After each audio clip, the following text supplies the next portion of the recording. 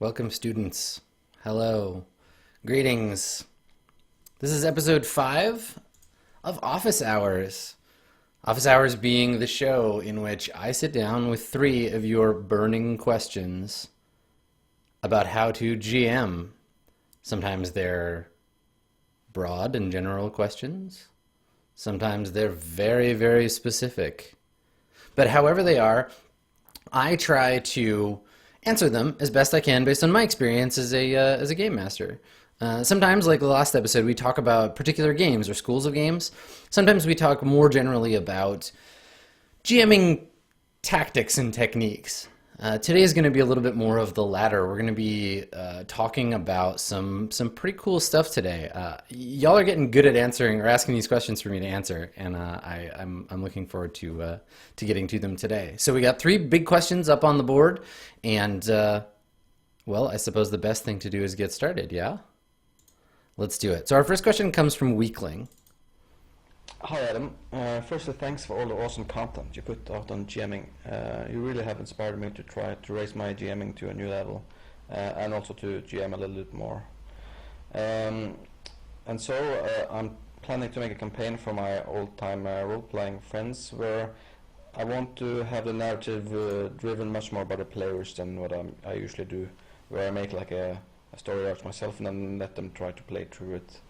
The thing I would like to have some input on is how can I lay more narrative responsibility on the players and still create like big overarching storylines that goes over a long time, like you do in Swan Song, for example. Do you have any tools and tips for that? I would really appreciate your answer, Ring, and thanks again.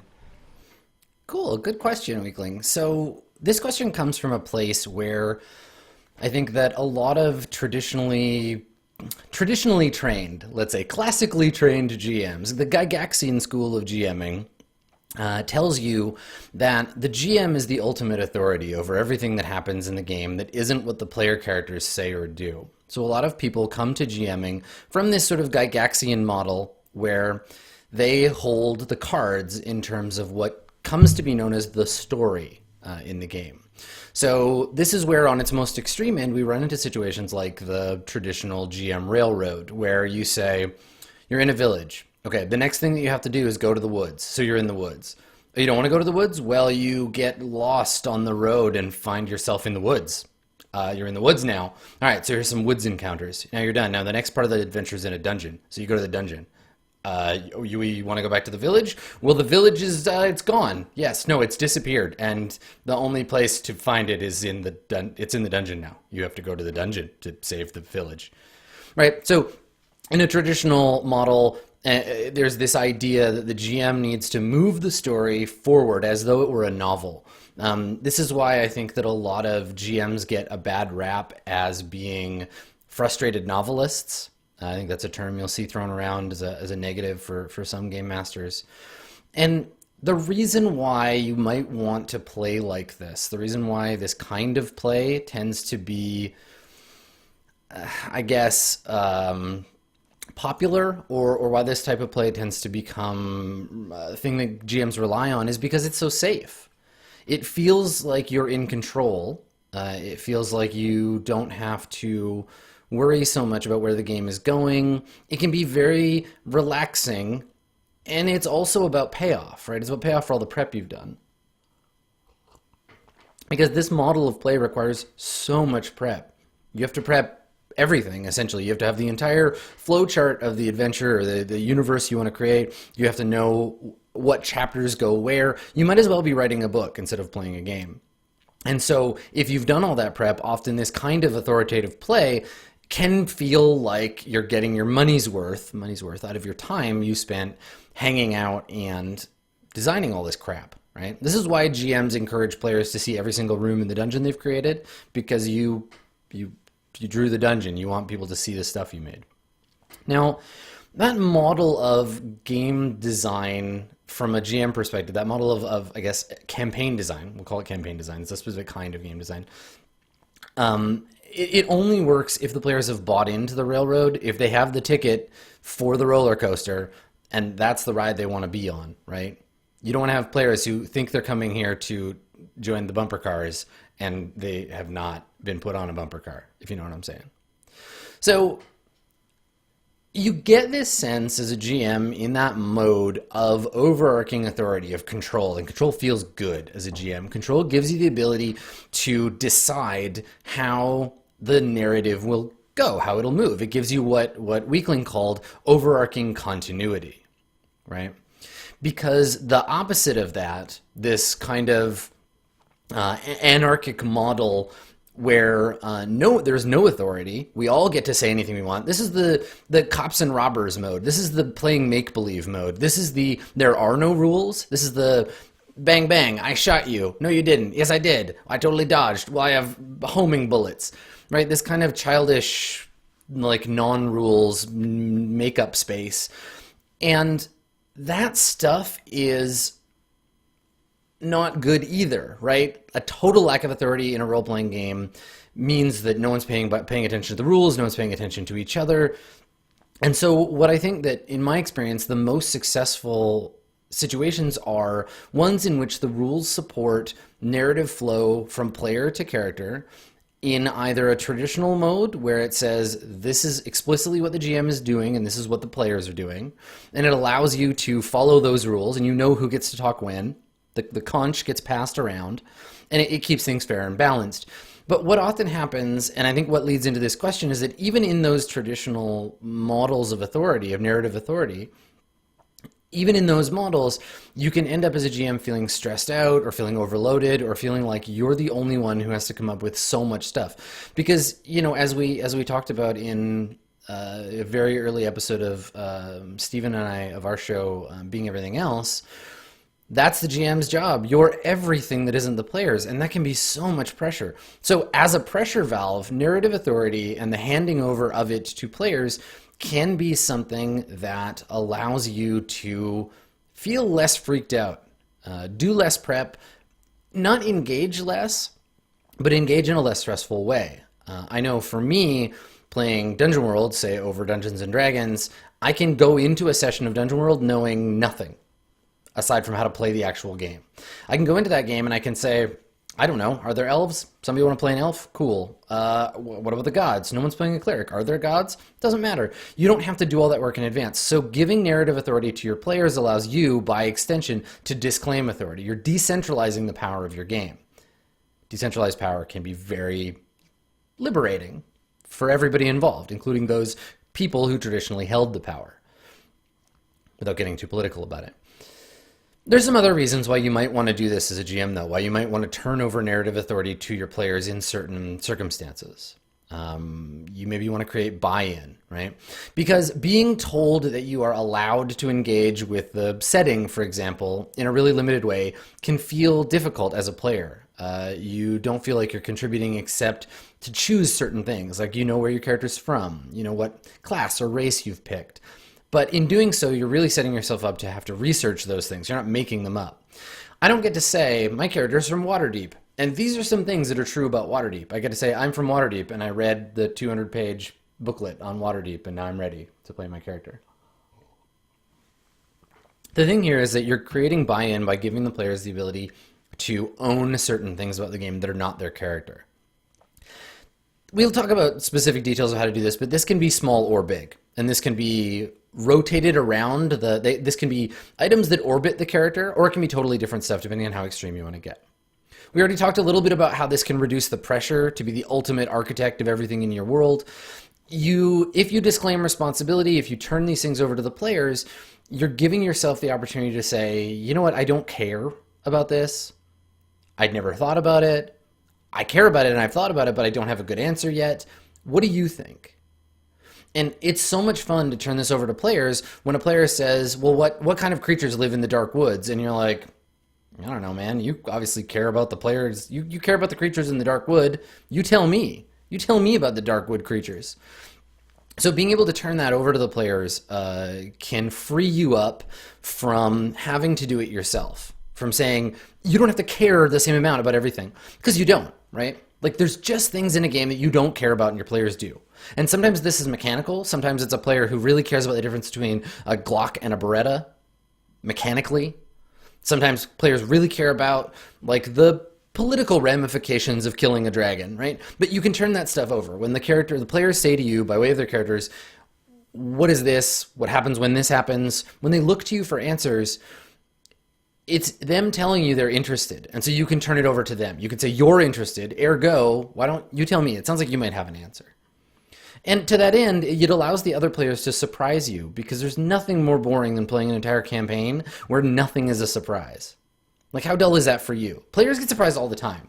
Players have this easy because it's their job to come up with stuff they don't know in a lot of cases with most role-playing games, and then reveal it to them by way of their actions and their dice rolls. And that's fun for them. Like, uh-oh, the mayor was a doppelganger all along. Oh no, that mage that we thought was going to kill us with spells is actually a werewolf and half drow. Oh, new exciting things. You know, finding these things out about the game is part of what's fun about being a player, and you can do that too as a GM. You just have to disclaim the responsibility for knowing these things in advance. So, reasons why you could do that. And then the sneaky reason, the real sneaky thing you want to do, this is why I'd like to disclaim responsibility, is you're teaching them to be GMs. Because you don't want to GM all the time. Right? Like, you're giving people prompts to say, you take control of this. You decide. You make up this part of the world.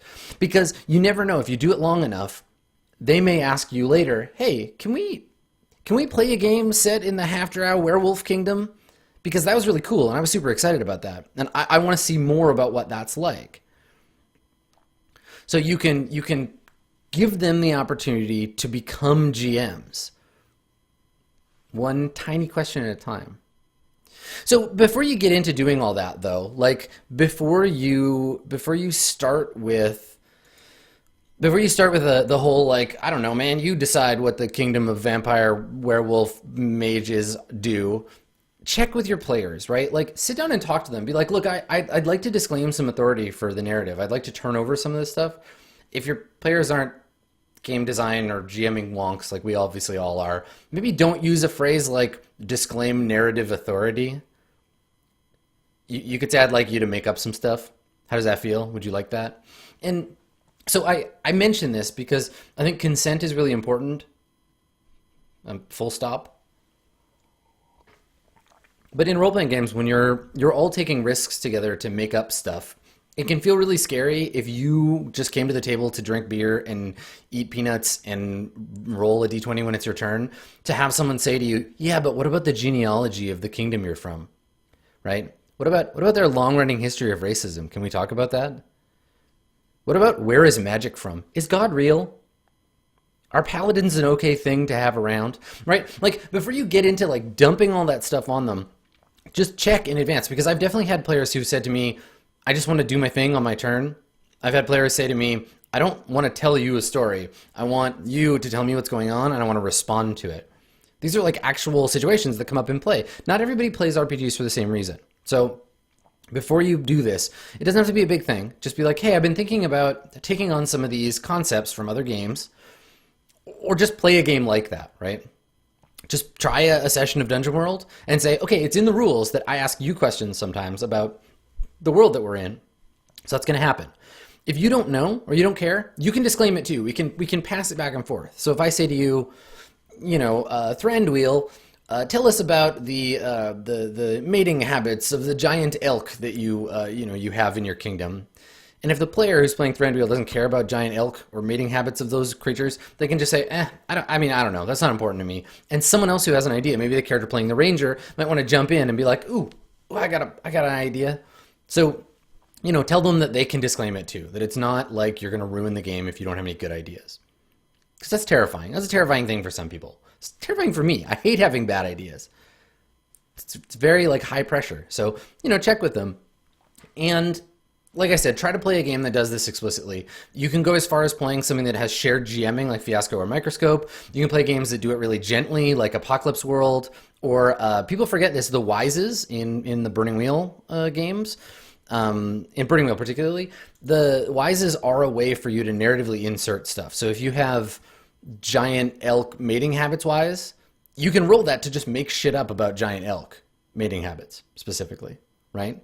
That's the thing you can do. So look for places in the game that already include those things. Now, if they don't include them, and you mentioned Weakling, you mentioned Swansong specifically, like, because I do incorporate a lot of stuff from Swansong, but I do it fairly subtly. I don't tend to ask a lot of questions. I tend to try to do it in a way that doesn't look like I'm doing it, so as not to put the pressure on the players.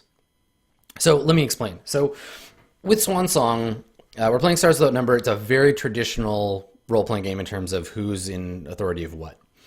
So when I'm working on, let's say, a new part of the world that the character is going to visit, I start with the general stuff the game has given me. Tags from the system generator. I look at the names of places and I Google them, because all the names of everything in Asgard Sigma comes from a real world name or word. And I try to use that as a first place to determine some basic information about the location, usually as a planet. And then I let the players be examples of the places and the cultures that they're from. So Higgs is a good example of this. So I didn't know anything about Asa except what the game gave me. That it was like a water world. I decided there was a planet. There was a planet where they made spaceships. I had those things in mind.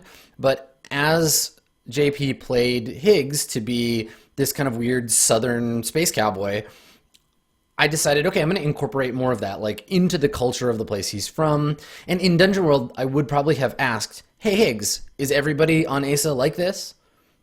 But I decided to take that as setting information and build it into the game.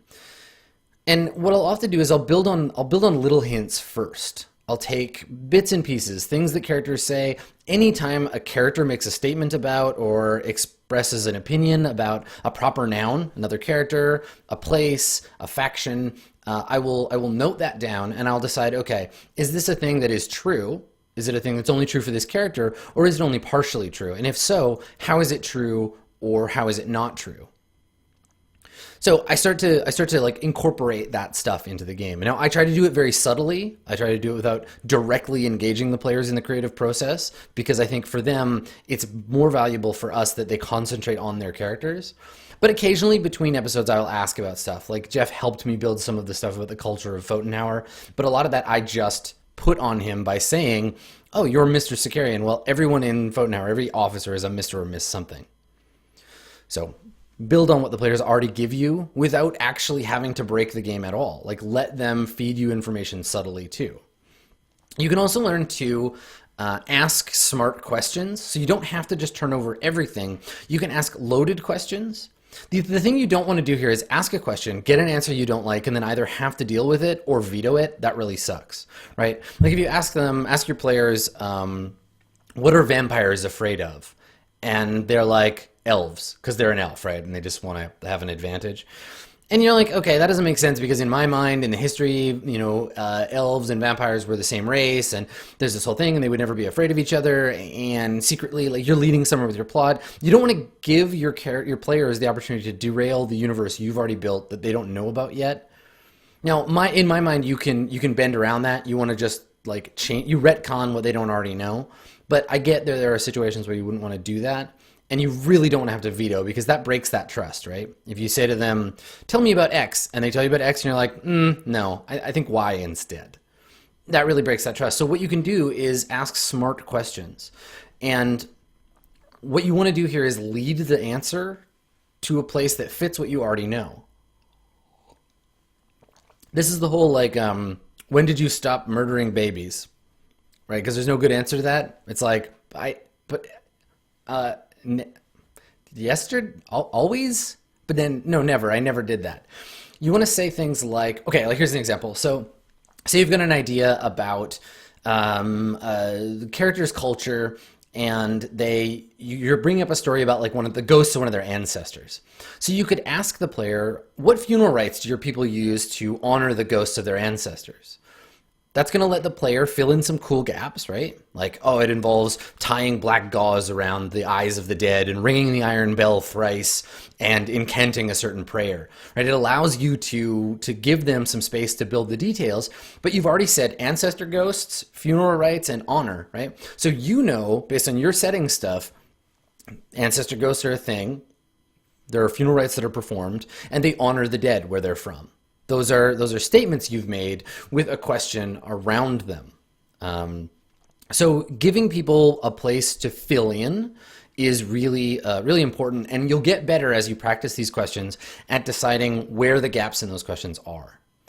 Think about the world that you're building. Think about the way that you want to create gaps for those players. Are you making a blank page that the characters can just Jackson Pollock all over? Or are you giving them a paint by numbers? Are you saying, this is a picture of an elf. You fill in what color you want the elf to be, but it's, in my mind, elf-shaped, wearing elf clothes, right? So you can decide. Think of authority as a dial. Some games fit into different places on that dial, and some campaigns, as a GM, you'll be able to modify the dial a little bit. I mean, traditionally, the authority here is the GM does the big stuff. Players do the character stuff for their own characters. But think about how you're impacting the rest of the game. Does the game already have rules for that? Are there ways in which the players can mechanize this unfairly? Think about hacking the game mechanically, too. Look at what Steven's done with West Marches, right? Like a perfect example of a very gentle narrative authority thing is the long rest flashback stuff. So if you're not familiar with West Marches, you should definitely check it out. It's a very cool game doing some strange things with 5e, struggling in some places with 5th edition, but also doing some neat things with it. One of those is the long rest flashback. So instead of gaining inspiration just by good role-playing or whatever bullshit the game has, what we do is whenever we take a long rest, one character describes a flashback or a dream sequence or something that reveals something about their character. The other players interrogate that player about what they just saw at a player level, right? So they're asking fictionally, what do we want to know? Their characters don't learn this, but the players learn things, and then we as the audience also learn things about the characters. And so when that happens, they're rewarded with inspiration, the person who set the flashback, and inspiration to one of the people that asked the question. So it's a way to mechanically incentivize this stuff, and it allows you to give the characters something that they can improve by. So that's a thing. That's a thing you can do. I am all for the integration of the rules and the narrative you're trying to create. I think it's a big deal. Cool. So I hope that helped, Weakling. I hope that will answer your question. And I think it's a very cool place to be in, and I hope that it goes well for you. Let's see what our next question is. This is a good one too. This is about, well, I'll let Quincy explain. Hi Adam, this is Quincy the Queen. I run a game of Stars Without Numbers with my players. Lately though, I've noticed I've not really been taking advantage of certain mechanics.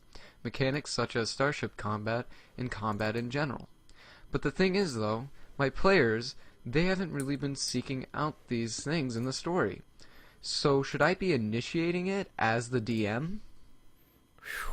This is a good one because, geez, okay, so it's really hard to answer. The question here is, there are rules for a thing in the game I am playing. Should I be using those rules more if they're not coming up?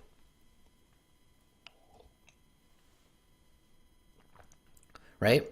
I mean, I bet you, the people that are watching this right now, I bet you people in chat, or if you're watching this on YouTube, I bet you've got a different answer in your head already than I did. Or, I mean, from each other, right? So it's really hard to answer. I thought about this question a lot in preparation for this episode. I think, so here's the thing. I tend to try to play games where the narrative, which is to say the stuff you talk about happening at the table, the shared fictional space, and the mechanisms, the rules of the game, procedures that move you from one thing to another, resolve conflict, spur on action, roll dice, that kind of stuff. Those two things tend to sit pretty close together, and one informs the other. They go back and forth. So for me, having a narrative without those rules seems like the game isn't going the way it's supposed to.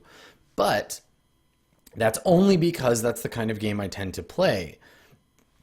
There are a lot of games where that gap between the two is huge. It's opposite ends of the room. And the games give you, like, look at Moldvay, right? Moldvay Dungeons and Dragons gives you all these detailed rules for combat, but explicitly calls out, try not to get in a fight. It gives you rules for things that are high stakes, not necessarily because they have to come up a lot, but because when they do come up, the game wanted to be codified around what specifically would happen when those rules come up. So some games give you the tools that you need in case it's break in case of fire, right? Use in case of combat. Now combat might not happen. Burning Wheel does this too, right? You might never use range and cover, but range and cover is a system for dealing with a particular kind of conflict that Luke and Tor and Dro and the rest of the team thought was going to be important in their game. You don't always use it, right? So I don't know. I mean, it's a tricky thing because the game tells you what it's about, both explicitly by saying this is a game about that, but also by giving you tools to create narrative that feel like that thing.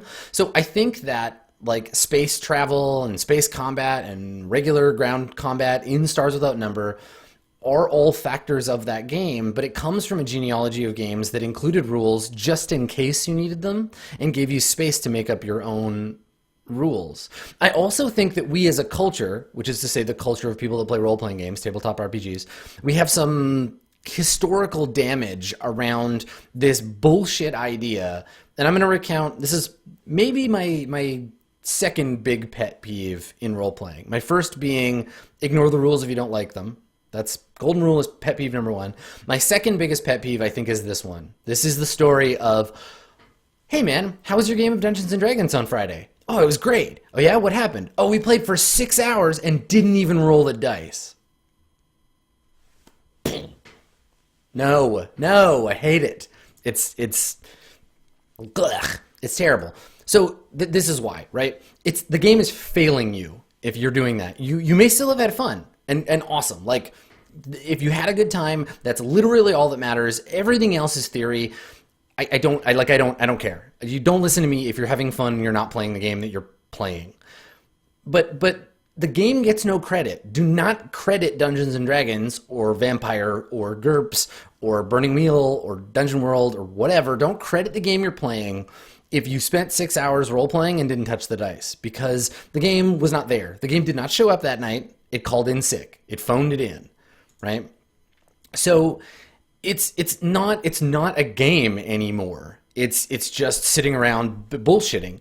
So that's a thing that gets infested into our culture as gamers, where there's this idea that the rules are only there to resolve conflict and not to create narrative or not to again, to go back to what I was saying before, some people believe, because of the way that some games train us to believe this, some people believe that a role-playing game's only purpose should be able to resolve the bang, I shot you. No, you didn't. I dodged. Right? About resolving the narrative interference. And I think that that's fine, but you got to be careful because we play role-playing games because we want to play games that help us tell stories better. And if we're just telling stories, that's only part of the experience. We're doing the RP and we're not doing the G. Just like we can play a board game and do the G without the RP. I would like to have both of those things together when I play games. So if it's a regular occurrence in your game that you're not using any of the rules, probably consider there's a problem there. You might be playing the wrong game. Wouldn't you rather play a game that does the things that your narrative is already about and gives you things to cue off of? Like, it's fun to sit and bullshit for 4 hours and make up stuff in character. But if you have a game that's at the table with you being like, oh, that was an awesome thing to say, that's going to change the game in this way. Now you have to react. Now that changes the game in this way. You roll. Uh-oh, there's an option for something to choose. Like, the prompts in a vacuum create narrative. So, holistically, if you're not playing by the rules or the rules don't exist, then think about playing a different game. But that's not what we're talking about here. And that's why this is such a complicated question. Right? The complicated question here is about subsystems. Like, is it okay to play a role-playing game without ever engaging the subsystems? So I'm going to use your example specifically, Quincy, because I think that would be helpful for you. Let's talk about Stars Without Number. So Stars Without Number has some subsystems that I don't even really use that often, right? You go several sessions without engaging in combat.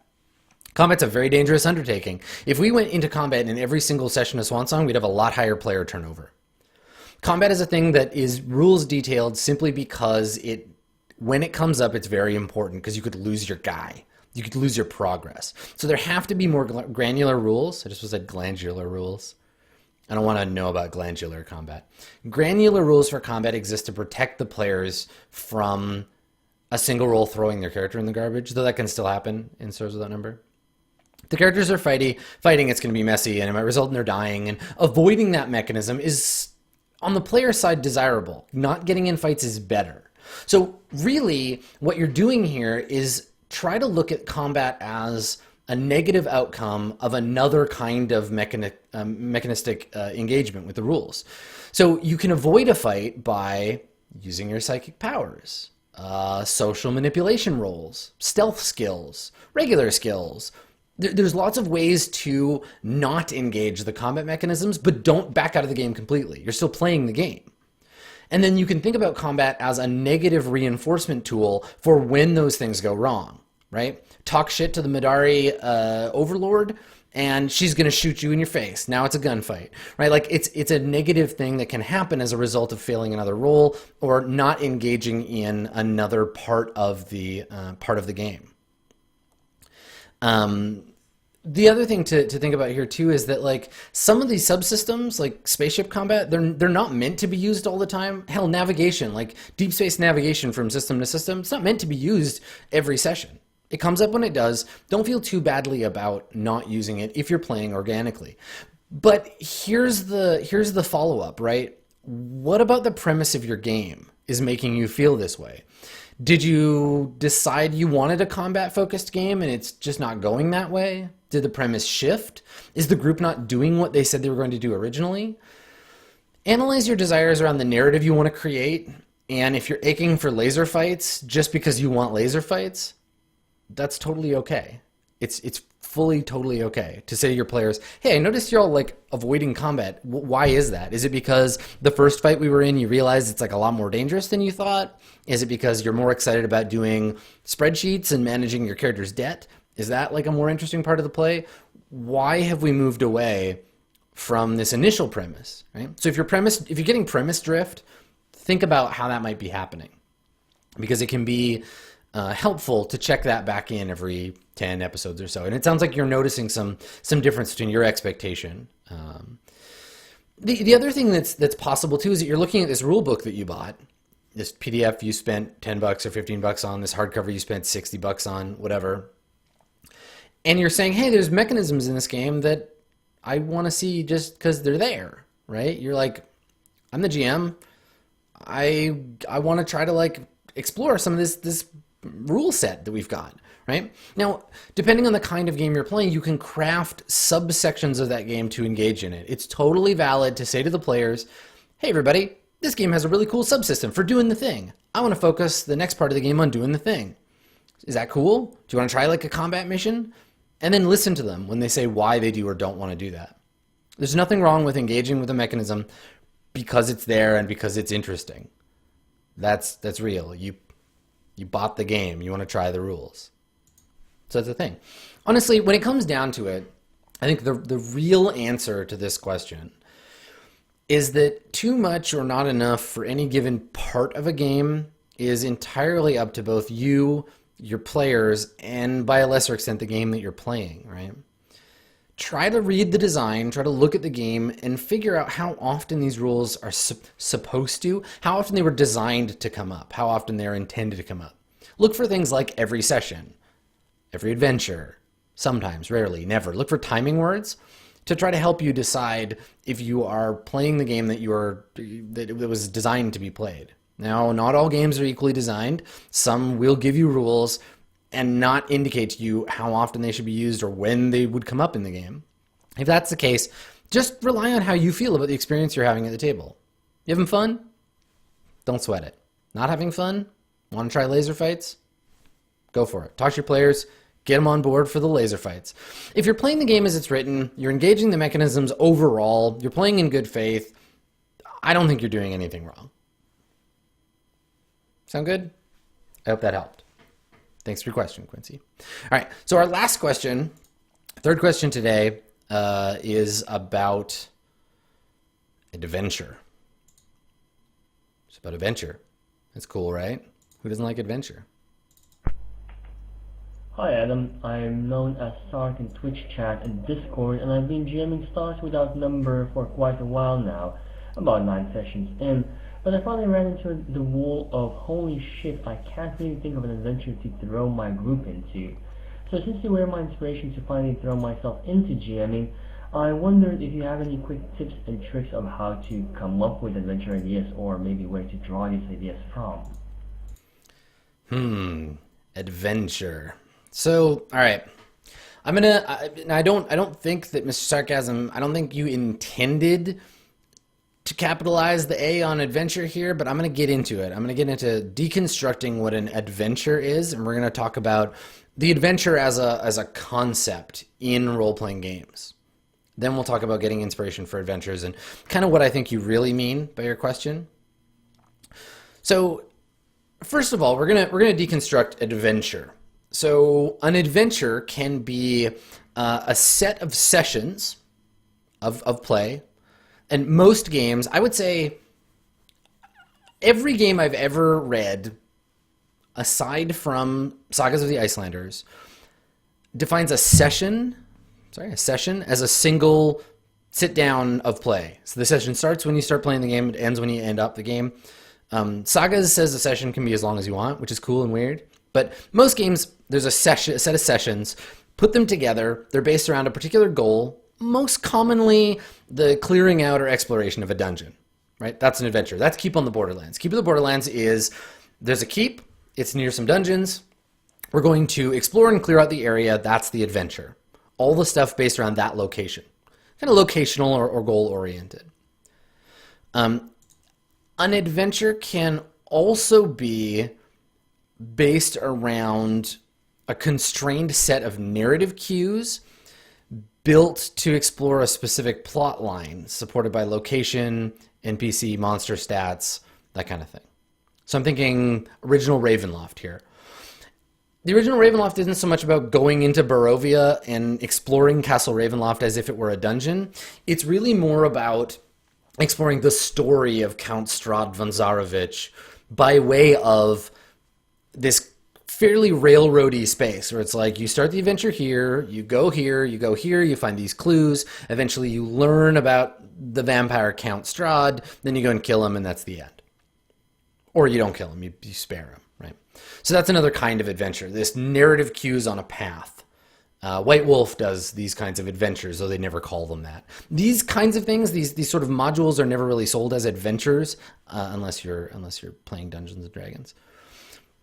A third thing that we often look as an adventure is something that you've meticulously crafted over dozens of hours, drawing every single room in 0.1 micron pen on graph paper until your mega dungeon is a perfect killing machine for your PCs. That's an adventure, right? You're replicating those two things yourself. You're spending hours and hours building it. Or an adventure is adventure registered trademark of the Wizards of the Coast Corporation, the kind of thing that you buy to avoid having to do GM prep. And I think that when a lot of people think about what an adventure is, that's what they think of. An adventure module, a collection of stuff that is pre-done GM prep. And so growing up on or coming into your experience of role-playing, looking at modules and adventures of all those kinds, you start to think about an adventure as a pre-constrained thing you have to build in advance. And then it puts all this pressure on for having tips and tricks for coming up with adventure ideas. You can see these things rebranded in a few other ways. Shadowrun adventures are just missions. So pretty much any kind of like modern TAC Ops sort of game is like that. They're an artificial thing that we made up as a culture of RPG players to both understand a unit of time, right? Because in a role-playing game, let's do the thing. So the biggest unit of time in a role-playing game is the campaign. And a campaign is made up of several adventures. Adventures are made up of sessions. Sessions are usually made up of scenes, depending on the game, scenes, or we might jump down to rounds. Rounds are broken up into actions. You know, we have this granularity of time that spreads out. And an adventure is a man-made unit of time in the sense of It's a collection of sessions. It's also a marketing device to sell products, right? Adventure paths. I'm looking at you, Paizo, right? Episodic pieces of content you can buy and introduce to your players and play through with a minimum amount of prep. Pre-baked, pre-baked kind of microwave dinner type of things that you can use to play a game, right? And theoretically, my beef Wellington is going to be the same as your beef Wellington with the minor change of the seasoning that comes in form of the players. So again, think about the ways that those things inform our GMing now, how the idea of an adventure gets carried on into making up your own stuff. You start to think in terms of, I have to have an adventure. I have to have a map. I have to have all the monster stats. I have to map out the rooms. It's an artificial thing. It's a pretty old school idea, and it relies on the GM doing all this work to prepare a space for the action to take place in. Because if you don't have an adventure planned, then what the hell's going to happen, right? Players could wander off and get bored, and you might not be ready if they go into the Forbidden Desert when you expected them to go into the Forbidden Woods.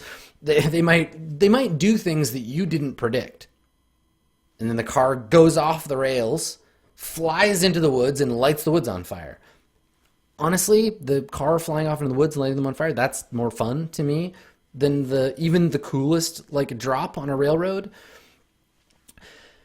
But again, it comes with all this pressure as a GM to want to build things in advance so you don't have to improvise. Early GMs rely on the idea of adventures to help them be prepared to play, and then freeing themselves up from that can be hard because you're learning with training wheels. Adventures are GM training wheels, and that's okay. Learning to GM with training wheels is fine.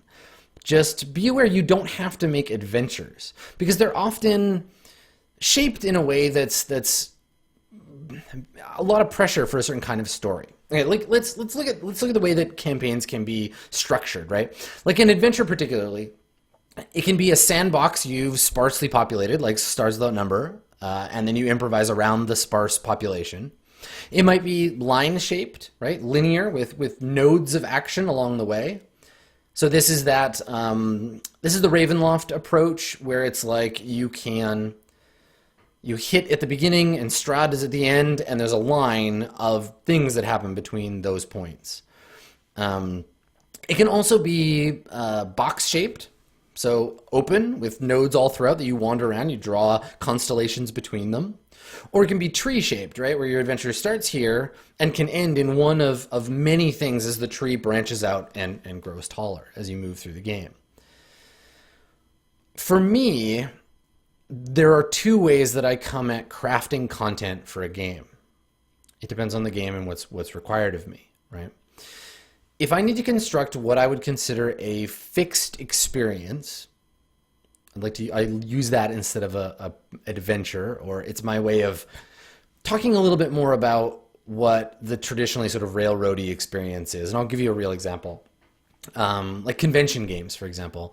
If I want to portray a very specific thing in a particular game, I would call that a fixed experience. If I'm doing a one-shot or a two-shot show, like Age of Rebellion was a fixed experience. It was a tree-shaped adventure.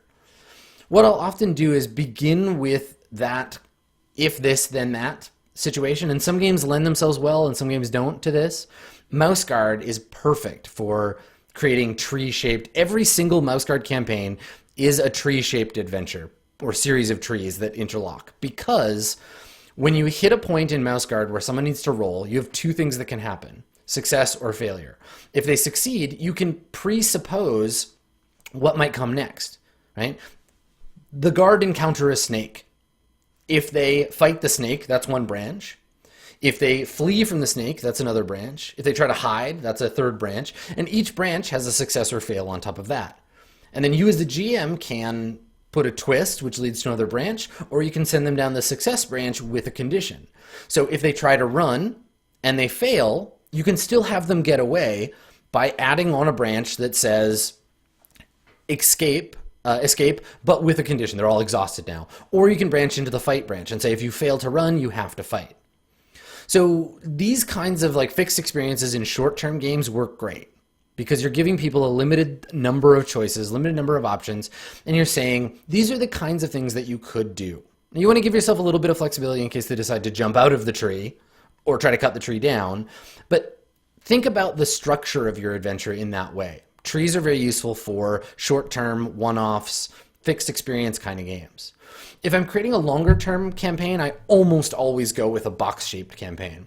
Not necessarily a sandbox in the traditional sense of the term as a GM, but in the sense of an open space the players can navigate from one narrative node to another. You want to have the adventure emerge organically from the situation. In a lot of ways, I see adventure's relation to the game itself is a lot like story and narrative, the way those two terms interact. The narrative is what's happening in play, and the narrative produces the adventure after the fact, rather than necessitating this sort of presupposed path through that adventure. So unless you're playing Dungeons & Dragons, because D&D has its own specific stuff you're going to need, what I would say going into building an adventure, some tips and tricks, some things that you need to have are an idea of locations. You need a locative setting in which to put the game. And this might be broad. This might be the planet Earth. It might be anywhere in Asgard Sigma. It might be the Mission neighborhood of San Francisco. It might be the house the players live in, if you're doing like a creepy haunted house kind of game. You might need one, you might need multiples. It depends on the scope of your adventure. So prep mentally about what those places might look like, how they're interconnected, why they matter, right? And they can be specific or generic. If you think that it would be cool to have a scene involving a gunfight at a gas station, next time there's a gunfight, remember, oh wait, you got that gas station thing. You can pull that in. So think locatively. Think about NPCs. Right? Who occupies those locations? What locations do they occupy? Do they move between locations? Where are they at any given time? It's 5 a.m. Where is Victoria? Right? So you got to pick kind of the two things that matter most. Sometimes your game's going to be very location based. Sometimes it's going to be NPC based. Sometimes like Swan Song, it's very much about both. And then hooks to get the players involved. Why should the characters in your game care about those things, right? What hook the characters into the situation, right? The NPCs, why do the characters care about these NPCs? Are they related? Are they friends? Are they enemies? Do they have mutual friends or enemies? This is where you start doing things like Apocalypse Worlds, PC, NPC, PC triangles. Same thing with locations. Locations have character. Locations get hooked into PCs in the same way. And then think about how all those things interact. This is where something like a relationship map can be really helpful, or even just notes about what the NPCs want and places where they might overlap. If NPC A wants the golden crown of Tharazar and NPC B wants to destroy the empire of the Tharazans forever, they are going to come into direct conflict when the empire is meant to be rebuilt, right? And there's some locations built into that. There's the ruins of the old empire. There's the country built on top of the empire. There's the tomb of the last emperor where the crown resides. You have all of these places that come from the premise and inform the premise. And knowing how they interact allow you to drop the PCs into that situation and then go for it, right? Thinking about how your world looks without the PCs and then dumping them in the middle of it, so those hooks can get in them and pull them in different directions. That's what makes for compelling adventure, right? In my mind. Try not to think about the idea of an adventure as a closed system. Adventure will happen when you play your game in a fun and exciting manner, right? Adventure is a byproduct of fun play. Now, as far as influence goes, because specifically like the best things or places to draw adventure inspiration from, the obvious answer here is existing role-playing material, right? The rule book of the game you're playing. I mean, right? Read it, make notes, think about how it might be cool or interesting to you in some way. Why are you playing this game in the first place? What about it got you excited, right? Why Stars Without Number? Why space? Why sci-fi? Why not something else? What about it do you love already? Before you even play the game, what do you like? What kind of cool things exist in that setting? What do you want to highlight? Use the game to inspire you, right? And then when you fill it out, like For me, I'm influenced by everything. Like literally everything that happens to me in my life influences my GMing in some way. I watch a ton of TV and movies. Those all really influence my play, not just in terms of character and setting, but in terms of structure, right? How do different TV shows and movies tell their stories? What's being said explicitly in the script? What are the characters doing? But also, like, what's happening? Why are those things happening? What are the filmmakers trying to tell us about the characters and the situations? Right? What inference can we get from that stuff? I spend a lot of time walking around when I visit new cities or places in familiar cities that I've never been to before. I love being in unfamiliar territory because that fills you with new sights, new ideas. Your brain is turned on. And one way to really get at that, if you're a visual person, take up photography, right? You don't even need, you've got a phone probably. Use your phone. Go somewhere you've never been in the city that you live in and take pictures of stuff. Because when you're in photography mode, and I find this very true for me, when you're in photography mode, when you're looking for photos, you stop seeing objects for what they are. You stop seeing a house, a park, a dog, a telephone pole, a murder of crows. You start to see scenes. You start to see spaces, right? You start to look through the lens in your mind, and you start to construct narrative in single frames one at a time, right? So what might have before been a 7-Eleven with like moss growing on one side and a broken window, you start to see things that are scenes that you can put into your GMing, right? It gives you space, right? You start to look at it creatively. So photography is like a huge thing for me for absorbing something. Look at art other people have made and try to interpret, like, why is this painting like this? Why is this photograph like this? Just look up online, go on Flickr and do a search for something that makes you think of your campaign, right? And try to recontextualize, because you're not going to have a lot of luck going online and looking up pictures of space, because you're going to get concept art and typically like sci-fi, spacey stuff. But think about how more mundane things, like people you see at the grocery store, might be able to inform your game. Turn a stranger into an NPC. I mean, there's some homework for you, right? Between now and the next time that we meet, next time you watch this show, go out and pick someone to make into an NPC in your game. Incorporate a stranger's appearance, their mannerisms, the way they were yelling into their phone, the way they sang off tune on the bus. Make somebody else into a character in your game and see what you noticed about them, right? And I mean, this is the thing, like the best GMs in the world are the ones that allow the world to help them tell stories. You have a framework of experience. You are a person who has lived a life. And your framework of experience, whether it's other people's media or your own life, even the most mundane details, they can inform the way you create fiction. I mean, you've heard write what you know. Find a way to GM what you know, right? It's fun. It turns the world into a game. A GM is really, honestly, all a GM's job is, and this is all you really do as a creative person, and this comes through as a player too, but as a GM especially, you're really just someone who's able to impart elements of your own inner world to other people. You're describing the things you're imagining to someone else. The richer your inner world is, the more stuff you experience, the more things you see and hear and do, the better a GM you're going to be. And honestly, the best inspiration, the things that are going to turn you into the greatest GM in the world is things that you care about, things that you give a shit about, right? I GM, like, look at the games that I run and you will learn who I am. Look at the ways that I play games, right? Like Mirror Shades was a game about cyberpunk, yes, because I like cyberpunk. It's cool. I think its themes are interesting. But it was a game about race. It was a game about relationships. It was a game about love. It was a game about like awkward human interaction. All of those things are very important to me. Stars Without Number, my game of Swan Song. Swan Song is about diversity. It's about a universe in which anything is possible. It's a universe in which a talking squid technically he's an octopus. A talking octopus can have a conversation with an artificial intelligence, and in which a Pashto lesbian crime lord can run a galactically spanning syndicate.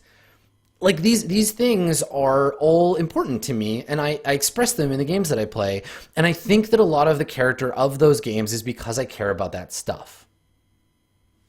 So, do that, right? Care about things. Get stoked. Being cool is not about not caring about things. It's about getting excited about stuff and using the tools you have to share those things with the people you are interested in. And obviously, if you're playing a role-playing game with people, you are interested in telling them a story and engaging with them in telling that story together. And they're going to bring the things they care about to the table too. So all that stuff, my big advice, the best thing to draw your inspiration from for crafting adventures, for creating content, look to your own mind. Think about the things that you love and care about and bring those to the table, because people are going to notice and they're going to like it. It's kind of a broad answer, but it helps, I think. So there you go. That's today's episode. Thank you as always for coming. And if you would like to get a question in for a future episode of Office Hours, go to www.adam-koble.com/office-hours. Fill out the form. And in the future, maybe it will be your question up here in the office. Thanks for coming, everybody. It's been a delight, as always, and we'll see you next week, same time, for more Office Hours. Have a good one.